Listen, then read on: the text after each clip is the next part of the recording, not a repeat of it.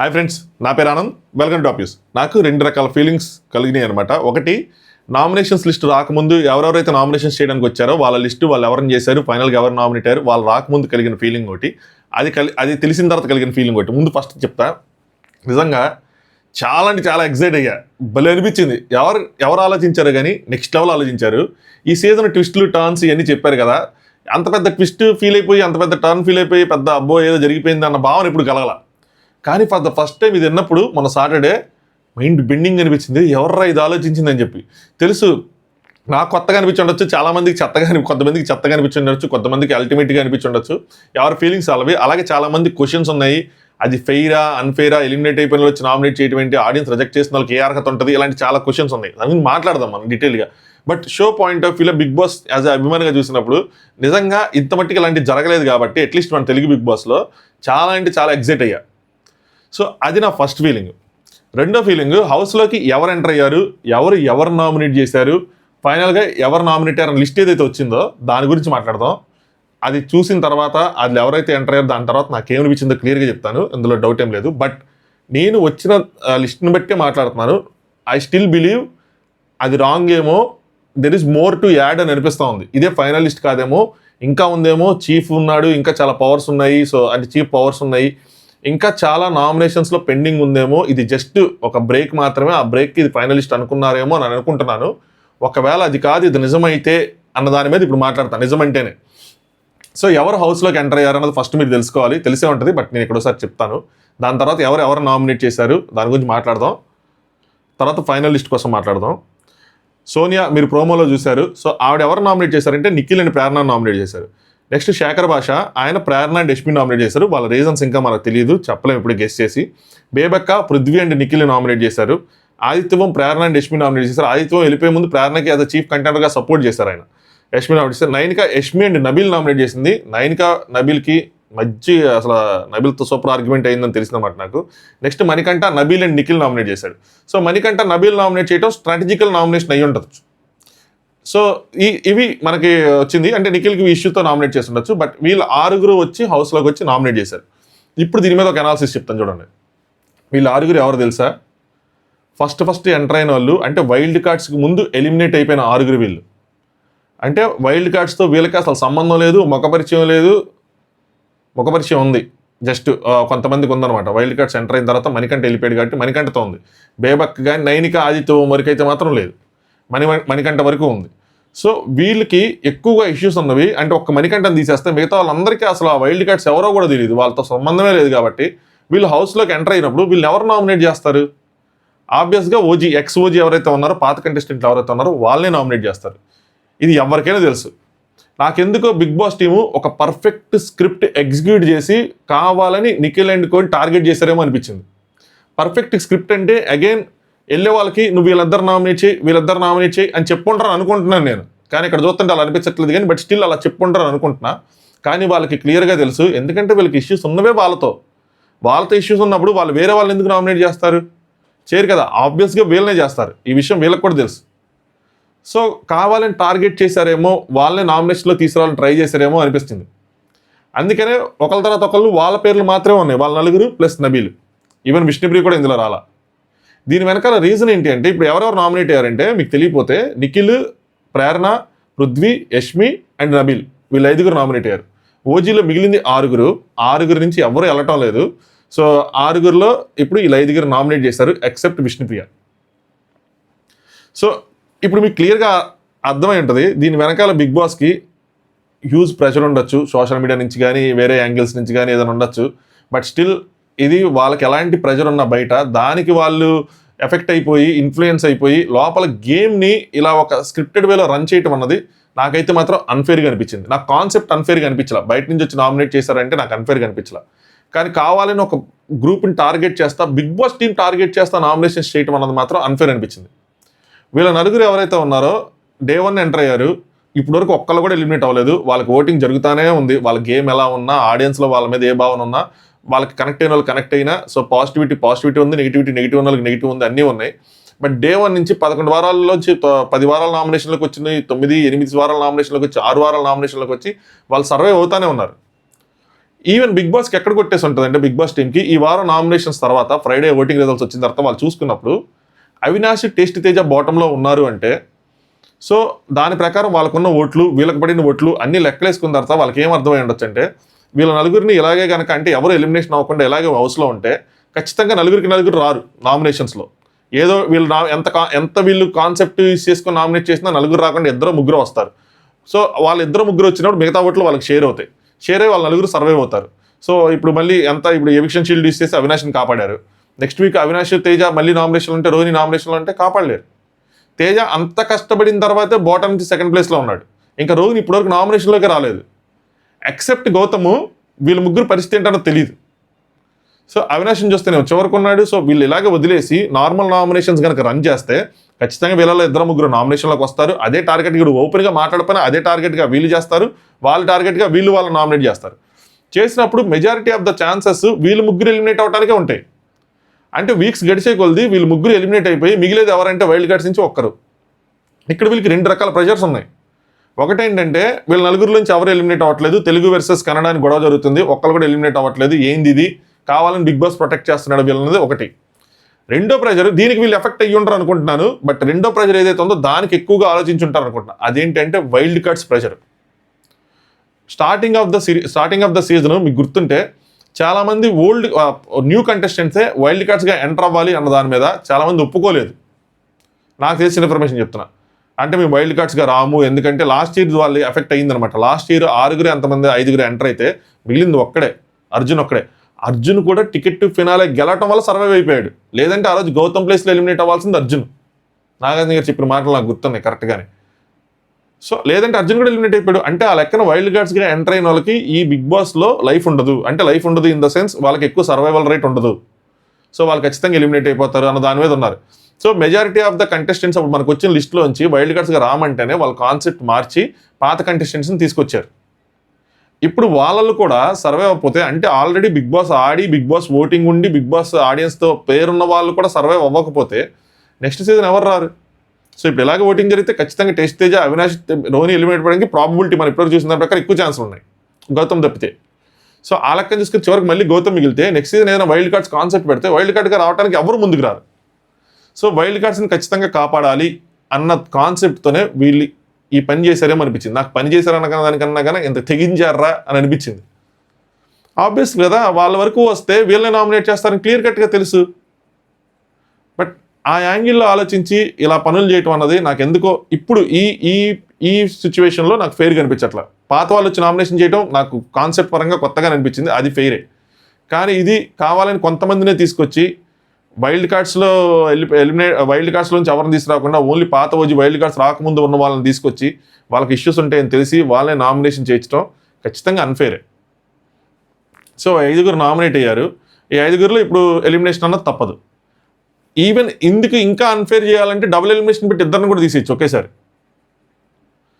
So ఇలా నాకైతే మాత్రం స్టిల్ నేను దాన్ని నమ్మలేకపోతున్నాను. నిజంగా ఇలా చేశారా అంటే వాళ్ళు ఎవరైనా చిన్నపిల్లడని చెప్పేస్తాడు, వీళ్ళు వస్తే వీళ్ళని నామినేట్ చేస్తారని చెప్పి వీళ్ళలో నామినేషన్స్ ఉంటే ఆబ్వియస్లీ వైల్డ్ కార్డ్స్ని టచ్ చేయరని. ఇంకా ఉందేమో ఇదే కాదేమో అని నేను అనుకుంటున్నాను. Let's see. ఇదే కనుక ఫైనల్ అయితే దీని గురించి ఇంకా గట్టిగా మాట్లాడుకోవాలి. ఇది ఈరోజు వీళ్ళకి జరిగింది, రేపు వాళ్ళకి జరగచ్చు, ఎవరికైనా జరగచ్చు ఇది. బట్ ఎనీవే షో వాళ్ళది, వాళ్ళ ఇష్టం, వాళ్ళకి తగ్గట్టు రన్ చేస్తారు. కానీ దీని మీద మళ్ళీ వాళ్ళు నెగిటివిటీని ఎదుర్కోవాల్సి వస్తుంది. ఎవరైనా సరే ఇది అన్ఫెయిర్ అని అంటారు, కానీ వాళ్ళు ఏ పరిస్థితిలో ఇది చేశారో అది వాళ్ళకి తిరిగి కొట్టిద్ది కూడా. వాళ్ళు ఏదో అనుకుంటున్నారు, ఇంకోటి ఏదో కాన్సెప్ట్ అనుకుని ఉంటారు. నేను అనుకుంటున్నాను వైల్డ్ కార్డ్ సర్వైవల్తో పాటు నెక్స్ట్ ఎక్కువ మంది వైల్డ్ కార్డ్స్ని పుష్ చేద్దాం అనుకుంటున్నారు. కానీ దానివల్ల వైల్డ్ కార్డ్స్కే ప్రమాదం ఎక్కువ ఉంది. ఎక్కువ మంది వైల్డ్ కార్డ్ సర్వైవ్ అయితే వాళ్ళలో ఓటింగ్ అనేది షేర్ అయిపోతుంది, స్ప్లిట్ అయిపోతుంది. అదొకటి ఉంది, అదొకటి ఆలోచించట్లా. సో నెక్స్ట్ ప్రోమో గురించి మాట్లాడుకునే ముందు ఎవరు ఎలిమినేట్ అవుతారు 5 దాని గురించి కూడా క్లిస్టర్ క్లియర్గా మాట్లాడుకుందాం. చూసి ఎవరైనా వీళ్ళు 4 ఉన్నారు కాబట్టి, నబీల్ ఒకడు 5 ఉన్నారు కాబట్టి జనరల్గా చూస్తే సింపుల్గా ఎవరైనా చెప్పేసి ఏంటంటే పృథ్వీ, రష్మి వీళ్ళిద్దరిలో ఒకళ్ళు ఎలిమినేట్ అయిపోతారు. ఇంకా డీప్గా వెళ్తే విష్ణుప్రియ ఉంది కాబట్టి సేఫ్ అయ్యి, సో విష్ణుప్రియ ఓట్లు కనుక పృథ్వీకి పడితే విష్ణుప్రియ కోసం ఆలోచించి ఎవరైనా పృథ్వీకి వేస్తే తనతో కనెక్ట్ అయ్యి తనలా ఆలోచించే వాళ్ళు కనెక్ట్ అయ్యి తనకి వేస్తే కనుక పృథ్వీ సేవ్ అయిపోయి మోస్ట్లీ యష్మి ఎలిమినేట్ అయిపోద్ది. ఎందుకంటే నిఖిల్ వర్సెస్ యష్మి మనం ప్రోమోలో చూసాం కాబట్టి నిఖిల్ ఫ్యాన్స్ కూడా లాస్ట్ మూమెంట్లో షేర్ చేసేసి అంత సినిమా ఉండదు కాబట్టి సో యష్మి ఎలిమినేట్ అయిపోద్ది, లేదంటే పృథ్వీ ఎలిమినేట్ అవుతాడని కాన్సెప్ట్ మన ఒక థాట్ ప్రాసెస్ రావచ్చు.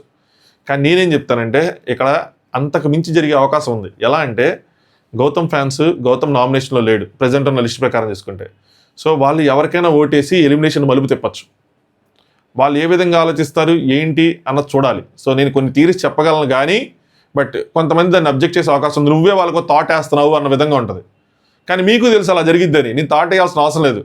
సో వాళ్ళని ఎవరికి ఓట్లేసి ఎవరిని సేవ్ చేస్తారు, ఎవరు ఎలిమినేట్ అయిపోతే వాళ్ళకి యూజ్ అవుతుంది, ఎవరు ఉంటే వాళ్ళకి కష్టం అవుతుంది అన్న కాన్సెప్ట్లోకి వెళ్ళి కొన్ని చేయొచ్చు. సో ఈ వారం మనం అనుకున్న విధంగా ఎలిమినేషన్ జరగదు. నాకు అనిపిస్తుంది ఖచ్చితంగా ఒక అన్ఎక్స్పెక్టెడ్ ఎలిమినేషన్ వీకెండ్లో చూస్తాము. యాజ్ పర్ ఓట్స్ కనుక ఎలిమినేట్ చేస్తే అన్ఎక్స్పెక్టెడ్ ఎలిమినేషన్ చూస్తామని అనిపిస్తుంది. బట్ స్టిల్ నాకు ఇప్పుడు చెప్తున్నా కూడా మనసులో లేదు వీళ్ళు 5 కాదు, ఇంకా there is more to add అని కొడతానే ఉంది. సో చూద్దాం ఏమైంది ఏంటి అని చెప్పి ఎపిసోడ్ చూసిన తర్వాత నామినేషన్స్ అయిపోయిన తర్వాత దీని గురించి ఇంకా గట్టిగా మాట్లాడుకోవాల్సిన అవసరం ఉంది. నెక్స్ట్ వస్తే ప్రోమో గురించి ఇప్పుడు మాట్లాడుకుందాం. సోనియా ప్రోమో ఏదైతే వేసారో దాని గురించి మాట్లాడదాం. నాకు ఒక పాయింట్లో ఏమనిపించిందంటే, మనకి కొంతమంది మీద ఇష్టం ఉండొచ్చు, కొంతమంది మీద అయిష్టం ఉండొచ్చు, అక్కడ ఆర్గ్యుమెంట్ జరిగి ఉండొచ్చు, ఏదైనా అయ్యి ఉండొచ్చు. బట్ మీరు హౌస్లో ఉండి మీరు దాని మీద పోరాడుతూ ఉండి సో మీకు వాళ్ళకి ఇష్యూస్ ఉన్నప్పుడు దాని మీద సాల్వ్ చేసుకొని లేదంటే ఫైట్ చేస్తూ ఉంటే ఒకటి ఇది. కానీ బయట నుంచి వచ్చి మీకున్న ప్రాబ్లమ్స్ మీరు చెప్పుకున్నారు, నామినేట్ చేశారు, అంతా బాగుంది. కానీ లాస్ట్లో అది డ్యామేజ్ జరిగేది కాదన్నా సరే దాన్ని అది కొట్టిన విధానం వరస్ట్గా ఉంది నిజం చెప్పాలంటే. దానివల్లే ఆవిడకి అర్థం కాదు ఏంటంటే ఆవిడ చెప్పిన పాయింట్స్ లేదంటే అది కాదు, బిహేవియర్ వల్లే వరస్ట్ అవుతారు బయట, బిహేవియర్ వల్లే నెగిటివ్ అవుతారు బయట. ఇప్పుడు ఆవిడకి టు బీ ఫ్రాంక్ ఆవిడ గట్టిగా కొట్టినా నెమ్మది కొట్టినా ఆవిడ పోయేది లేదు. నామినేషనే కదా. అంత ఇదిగా ఇప్పుడు ఆయనకి దెబ్బ తగిలేసింది రక్తం వచ్చేసిందని చెప్పట్లేదు నేను. అంత కోపం అంత హేట్రేట్ చూపించాల్సిన అవసరం ఏంటి? అక్కడ ఉన్న వాళ్ళు ఆశ్చర్యపోయారు, నాకు ఆశ్చర్యపోయింది. చాలా మంది ఆడియన్స్ కూడా ఇదే ఫీలింగ్ వచ్చి ఉంటుంది, నిజంగా ఏంట్రా రే అంత ఇదిగా కొట్టాల్సిన అంత ఏముందిరా, వాళ్ళ హౌస్లో ఉన్న బాగానే ఉన్నారు కదా అని చెప్పి.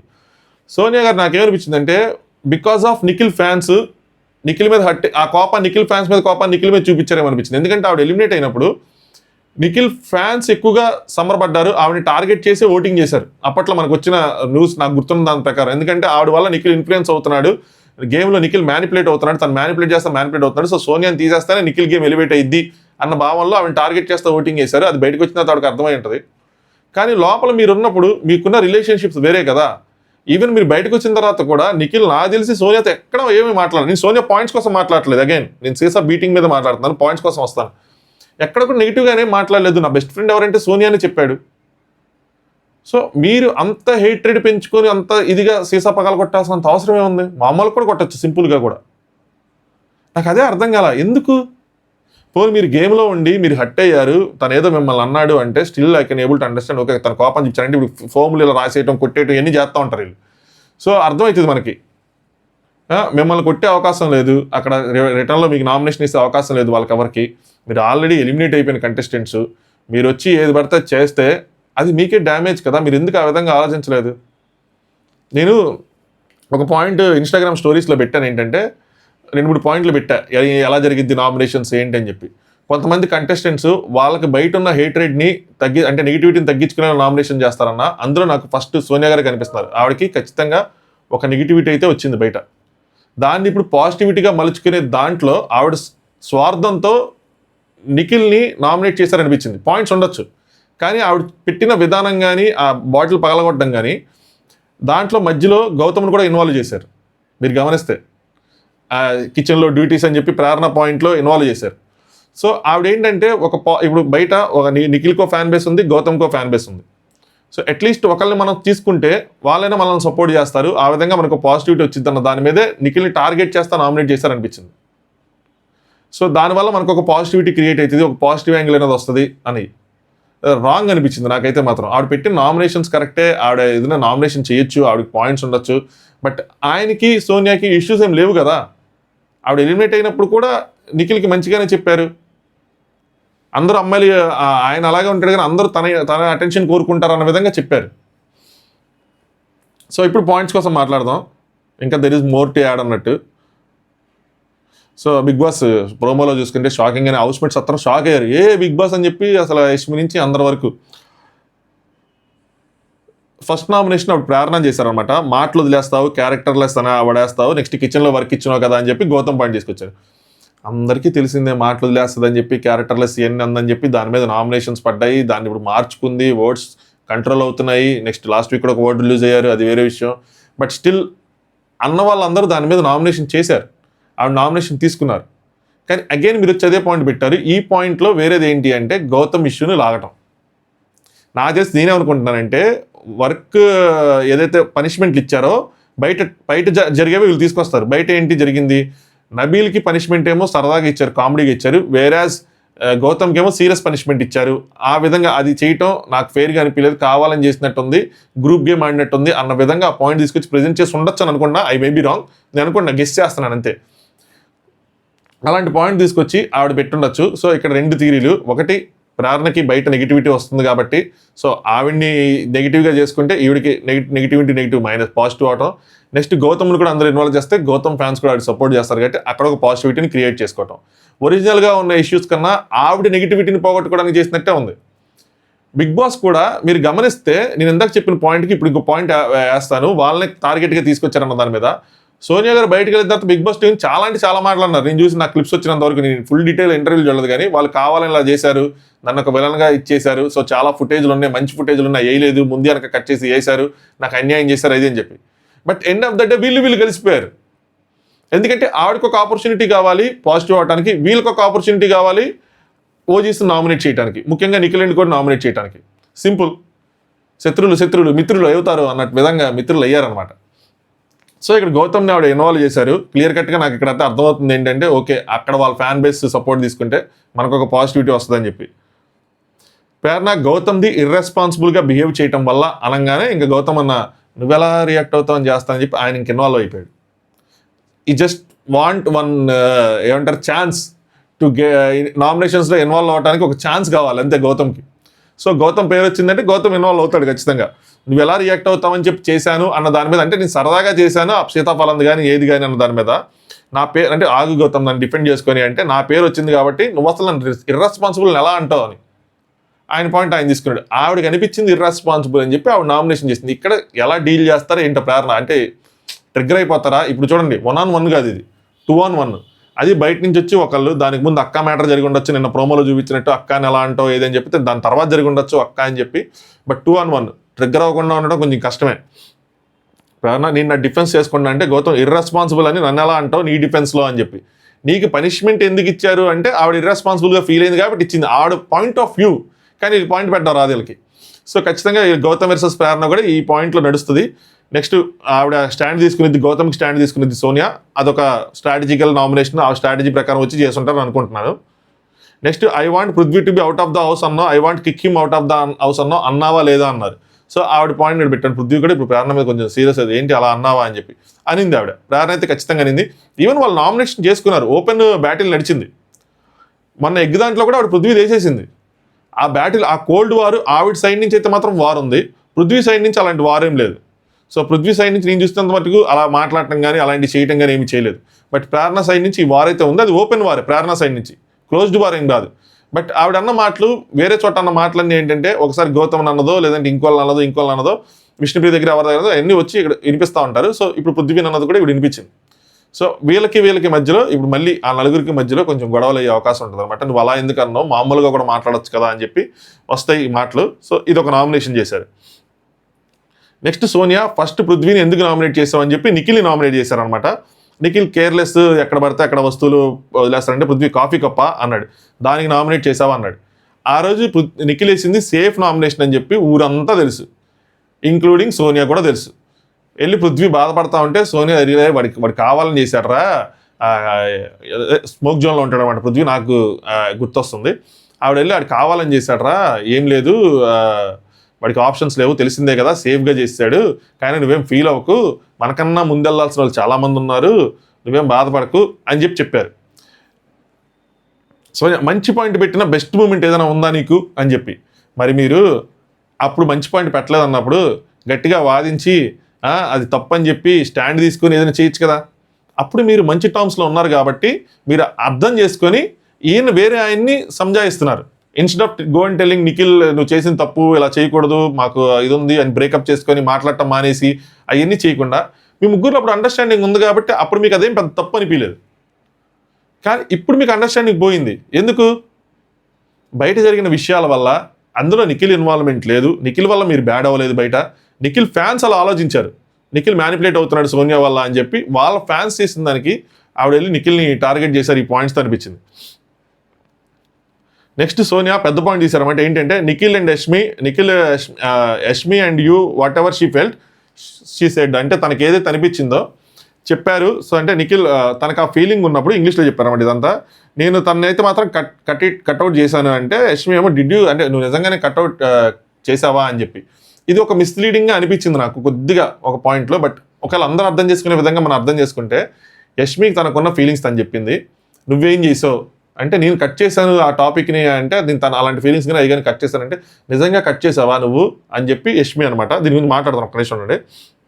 నిఖిల్ ఏమంటే నీ దగ్గర దీని గురించి ఎలాంటి మాటలైతే నేను మాట్లాడలేదు అంటే యష్మి చెప్పుంటే నీ జోలికి వచ్చేదాన్నే కాదు, అంటే నాకు ఇష్టం లేదనో లేదంటే అంటే మామూలుగా మిస్లీడింగ్ కాకుండా ఉంటే ప్రోమో నాకు ఆ ఉద్దేశం లేదనో నాకు వేరే వాళ్ళతో ఉందనో లేదంటే నాకు చెప్పుంటే నేను అసలు ఈ జోలికి వచ్చేవాడిని కాదు అంటే నిఖిల్ నేనంత మోడర్న్ అయితే కాదని చెప్పి యష్మి బ్యాడ్ అయింది ఎవరు నేను బ్లా బ్లా బ్లా అన్నీ జరుగుతున్నాయి. సో నిఖిల్ అసలు యష్మి తన ఫీలింగ్స్ చెప్పినప్పుడు తనకు దూరంగా ఉంచాడా, తను దూరంగా ఉన్నాడా అన్న దాని మీద ఆలోచిస్తే కనుక చాలా క్లిప్స్ అంటే చాలా ఓల్డ్ క్లిప్స్ అన్నీ వైరల్ అవుతున్నాయి, ట్రెండ్ అవుతున్నాయి. నేను అవన్నీ కాదు కానీ నేను చూసింది ఒకటి, నాకు గుర్తున్నది ఒకటి చెప్తాను. సో ఒకరోజు ఏదైతే యష్మిని ఇక్కడ కిస్ చేశాడో దానికి ముందు జరిగిన డిస్కషను వాళ్ళు ఏంటంటే అరే మాట్లాడరా, అది కూడా రాసుకొచ్చాను నేను ఎపిసోడ్లో ఎతికి మరి. దీన్ని స్పెషల్గా పోస్ట్ చేశారు డిస్నీ ప్లస్ హాట్స్టార్ యాక్చువల్గా అయితే. యష్మి అరే మాట్లాడరా అని చెప్పి తనతో కూర్చొని బయట లాన్ దగ్గర చెప్తా ఉందనమాట. అందరితో మాట్లాడుతూ నాతో తప్ప ఫస్ట్ మనం బడిగా వచ్చాం ఈ హౌస్తో సో అని చెప్పి చెప్తా ఉన్నారు. అంటే అక్కడ క్లియర్గా ఆయన ఆవిడ్ని అవాయిడ్ చేశాడనే కదా అర్థం.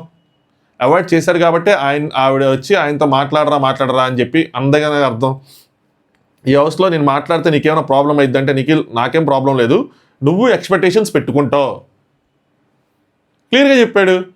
సో నువ్వు ఎక్స్పెక్టేషన్స్ పెట్టుకుంటున్నావు అందుకనే నేను నీకు దూరంగా ఉన్నాను అంటే నువ్వు వచ్చి మళ్ళీ మాట్లాడు అంటున్నావు. నాకైతే నువ్వు మాట్లాడటం నాకేం ప్రాబ్లం లేదు, కానీ నీ ఎక్స్పెక్టేషన్ ఇప్పుడు మాట్లాడితే ఏమైంది, నీ ఎక్స్పెక్టేషన్స్ నువ్వు పెంచుకుంటావు. నిఖిల్కి సేమ్ థింగ్ సీతతో కూడా జరిగింది. సీత కూడా ఇలాగే ఇష్టపడింది. నా రివ్యూస్లో క్లియర్గా చెప్పాను నిఖిల్ సీత కూడా ఇష్టపడింది. ఆల్మోస్ట్ ఒక ప్రపోజల్ లాగా వాళ్ళు మాట్లాడుకున్నారు. అక్కడ నైనిక ఉంది, విష్ణుప్రియ ఉన్నారు, అబ్బాయి ఉన్నాడు నాకు తెలిసి. అప్పుడు కూడా తను ఎలాగ చెప్తే అంటే సైగలు నీ దగ్గర నుంచి సిగ్నల్స్ వస్తున్నాయి అన్న విధంగా వాళ్ళు ఫీల్ అయ్యారు. మనోడేంది అందరినీ చూడాలి, అందరినీ సాటిస్ఫై చేయాలి విధంగా అందరితో మంచిగా ఉండడానికి ట్రై చేస్తూ ఉంటాడు.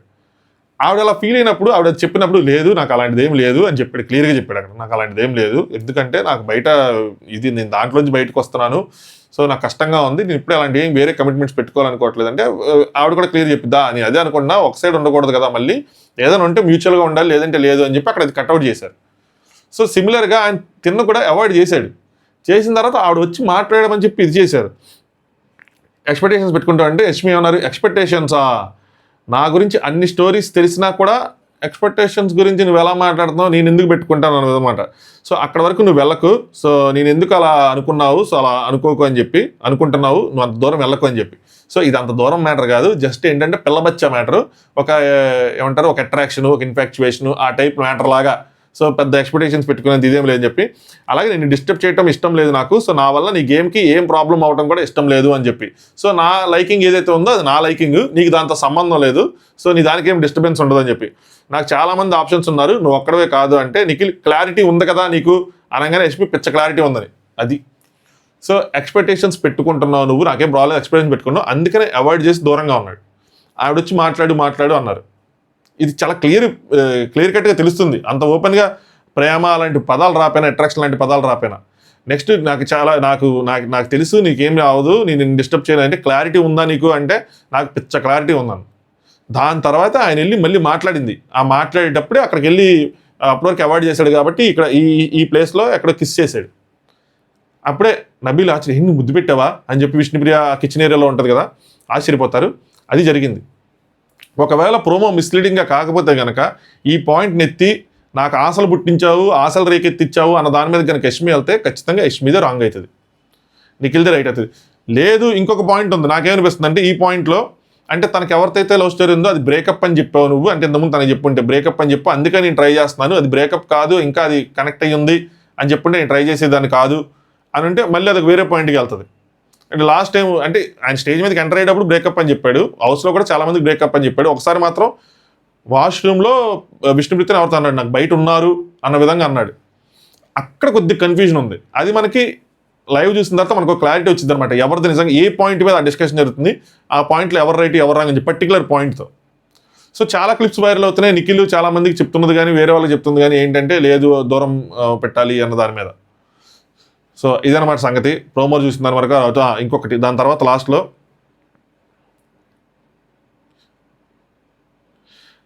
అంతే. దాని తర్వాత ఆవిడ భుజం తట్టి భుజం మీద ఇలా టాప్ అని కొట్టి బాటిల్ పగల కొడతారు.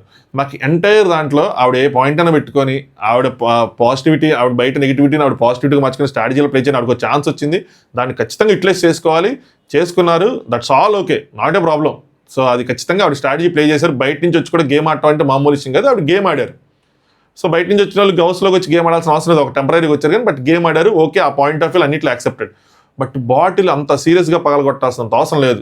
అది దెబ్బ తగిలిద్దని కాదు, మ్యాటర్ ఆయనకి ఏదో అయిపోద్దని కాదు. అందులో కోపం, ఆ కసి, ఆ హేట్రేడ్ అవన్నీ కనిపిస్తున్నాయి. అంత అవసరమా? ఆల్ ది బెస్ట్ అని చెప్పి పగలగొట్టి, అలాగే ఆవిడ పెట్టిన స్టేటస్లు కానీ మాస్క్ మ్యాన్ అయ్యి అని చెప్పి మీతో ఉన్నప్పుడు హౌస్లో ఎలా ఉన్నాడు? పోనీ మీరు వెళ్ళిపోయిన తర్వాత మీతో ఏమైనా రాంగ్గా వెనకాల ఏదైనా మాట్లాడినవి ఏమైనా రాంగ్గా ఉన్నాయా? ఒకటే ఒక మ్యాటర్ ఉంది, అదేంటి అంటే ఈవిడ వల్ల మనం ఏమైనా రాంగ్గా వెళ్ళిపోతున్నామా అని చెప్పి పృథ్వీతో డిస్కస్ చేసింది. అది మీకు హౌస్లోనే క్లారిటీ అయింది, క్లారిఫై అయిపోయింది, మీరు సాల్వ్ చేసుకున్నారు. నువ్వు వింతే నేను అర్థం చేసుకున్నాను, నువ్వు వింతే నువ్వేం భయపడకు, నాకు అర్థమయ్యావు నువ్వు అన్న విధంగానే ఆవిడ మాట్లాడారు నైట్ అన్సీన్ డిస్కషన్స్లో. So just for the sake of her positivity or her thing అలా చేయటం నాకు అంటే ఆ విధంగా చేయటం నాకు కరెక్ట్ అనిపించలేదు. అది కొట్టడం మాత్రం అది ఎవరి మీద కోపం అక్కడ చూపించినట్టు అనిపించింది. హోప్ మనకి ఇంకా క్లారిటీ వచ్చింది, క్లియర్ పిక్చర్ వచ్చింది. నేను ఒకవేళ రాంగ్ అయితే అప్పుడు నేను కరెక్ట్ చేసుకుంటాను, అది ఏమంటారు లైవ్ ఎపిసోడ్లో ఏదైనా తేడా ఉంటే. But end of the day నాకైతే మాత్రం ఇదే, ఈ రెండు ప్రోమోస్, ఈ టాక్స్ ఇవన్నీ చూసిన తర్వాత మాత్రం ఇలాగ అనిపించింది. ఒక స్ట్రాటజికల్గా బిగ్ బాస్ తీసుకొచ్చి వీళ్ళని నామినేట్ చేయించాడు అనిపించింది. అదర్వైజ్ వైల్డ్ కార్డ్స్ ఖచ్చితంగా వాళ్ళు వస్తే వైల్డ్ కార్డ్స్ ఎవరు టచ్ చేయని తెలుసు, సింప్లీ వైల్డ్ కార్డ్స్ని ప్రొటెక్ట్ చేసుకున్నారు అనిపిస్తుంది. మీకేమనిపించింది? మీ ఒపీనియన్స్ని కామెంట్ చేయండి. అలాగే వీడియోని లైక్ చేయండి, లైక్ చేయడం మాత్రం మర్చిపోద్దు. సో ఇది మోస్ట్ పీపుల్కి రీచ్ అయ్యే అవకాశం ఉంటుంది. అంతే. Thanks for watching top news. Night unseen discussions ఇంకొద్దిసేపట్లో పెడతాను.